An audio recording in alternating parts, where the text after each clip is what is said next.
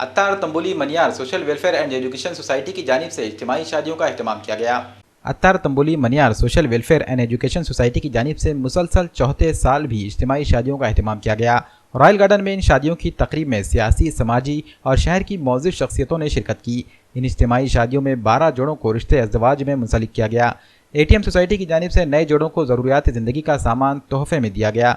इनमें पलंग, बिस्तर, अलमारी और दुल्हा दुल्हन के कपड़े भी शामिल हैं। इस मौके पर उलमाए कराम और मुफ्तियान कराम ने खिताब किया। इन्होंने अपने खिताब में शादियों के इस्लामी तरीक़ेकार को वाज़ेह करने की कोशिश की। शादी में शरीक मेहमानों के लिए ताम का भी नज़्म किया गया।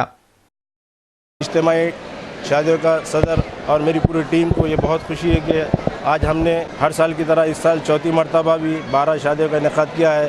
अल्हम्दुलिल्लाह ATM कमेटी हर साल किसी न किसी हर साल में और पूरे साल छोटे मोटे कैंप, छोटे से मुराद तिब्बी जांच और आँखों का कैंप, खतना कैंप और दीगर ज़रूरतें जो लोग बीमार हो जाते हैं उनकी खिदमत और ब्लड डोनेशन कैंप लेते रहती है। हम चाहते हैं कि हमारे बिरादरी भी दूसरी बिरादरी की तरह आगे तालीम में हासिल करे और आगे बढ़ते चले। इसी तरह हम चाहते हैं कि हमारी गवर्नमेंट, नीम सरकारी और सरकारी गवर्नमेंट हमारे ATM बिरादरी के ऊपर तवज्जो दे। और मैं अपील करता हूँ हमारे बिरादरी से कि अपने बच्चों को आला तालीम हासिल करवाए और इसके लिए जद्दोजहद करें और आला और नौकरियों पे फायज होने के लिए उनकी मदद भरपूर करें। जो शादियाँ जो करते हैं इस तमाम और बिरादरी से कुछ रकम जमा करके काम करते हैं और बेचारे हमारी बिरादरी हमको बहुत कुछ साथ देती है और इंशाल्लाह हमारी हमेशा तवज्जो रहेगी कि हम हर साल ये काम करते रहेंगे। कमी हमारे में सिर्फ ज़रा बच्चों की पढ़ाई की कमी है, उस कमी को ख्याल देने का हमारा इरादा है और इंशाल्लाह इस पर तवज्जो देंगे। की मागील 4 वर्षापासून ATM कमिटीतर्फे विवाह मेळावे घेण्यात येत आहेत। पहिल्या वर्षी 7 मेळावे झाले, त्याच्यानंतर 11 आणि त्याच्यानंतर 17 आणि यावर्षी 12। आमचा उद्देश एकच आहे की सर्व प्रकारच्या लोकांना या ठिकाणी आपण मदत पुरवायची आणि शैक्षणिकदृष्ट्या मागास असलेला हा ATM समुदाय जो आहे OBC संघटन आहे, मात्र आत्तापर्यंत यांच्यामध्ये नोकरींचं प्रमाण खूप कमी आहे, शैक्षणिकदृष्ट्या अतिशय जास्त मागासलेलं आहे। आमचा प्रामाणिक हेतू हे आहे की आमच्या समाजामधले जे काही आर्थिकदृष्ट्या दुर्बल घटक आहेत त्यांच्यासाठी आम्ही मोफत कोचिंग क्लासेस घेतो आणि सर्व अखिल मानवजातीसाठी जे हिताचं आहे रक्तदान शिबिर हे सर्व समुदायासाठी घेण्यात येते।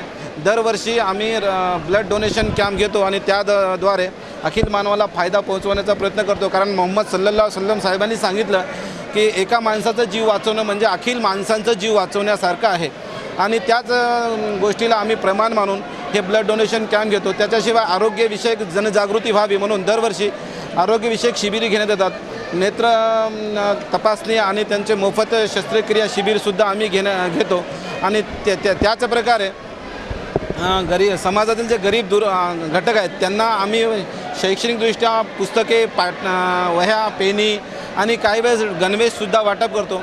आमचं पुढचं असं ध्येय आहे की आम्ही पुढच्या वर्षी हे हिंदू बांधवांनासुद्धा याच्यामध्ये घेऊन सर्व धर्म समभाव धार्मिक असे मेळावे, वैवाहिक मेळावे आयोजित करून संसार उपयोगी वस्तू त्या लोकांनासुद्धा देऊ जे मुस्लिम समुदायाचे नसेल तरी त्यांना आम्ही देण्याचा प्रयत्न करून कारण ते बी आमचे देश बांधव आहेत आणि आम्ही एकतेचा संदेश देऊ इच्छितो आणि शैक्षणिकदृष्ट्या आम्ही प्रगत होऊन आपल्या भारताला महासत्ताक बनवण्याचा आमचा हा प्रामाणिक प्रयत्न आहे।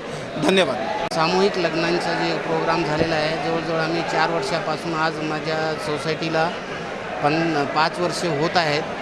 त्यामुळे बाकी जे आमचे आर्थिकदृष्ट्या दुर्बल असलेले घटक अत्तार, तांबोली, मनियार या सगळ्यांना एकत्र करून आम्ही एक संघटना तयार केलेली आहे। संघटना सध्या जे आहे ते मोठ्यापणावर नांदेड जिल्ह्यामध्ये प्रवृत्त होत आहे आणि पुढच्याही याच्यामध्ये आम्हाला पुढे बरेचसे काम करायचे आहे। याच्यामध्ये जास्तीत जास्त म्हणजे शिक्षणाची सोय आणि त्यांच्या ज्या शासकीय योजनेपासून वंचित राहतात त्यांना जी त्यांची माहिती देणे, ट्युशन घेणे व शारीरिकदृष्ट्या दवाखान्याच्या किंवा इतर काही प्रोग्राम करून आम्ही ब्लड कॅम्प घेतले व शासन दरबारीही आमची काहीतरी प्रतिमा उभी यावी या हेतूने आम्ही हे करतो की आमची संख्या ही जे अल्पसंख्यक आहोत आणि त्याच्यामध्ये जे ते आर्थिकदृष्ट्या दुर्बल आहोत याकरता शासनाने आमच्याकडे लक्ष देऊन ज्या काही योजना आहेत त्या योजना आम्हाला पोहोचण्याचे प्रयत्न करावेत एवढीच मी बोलून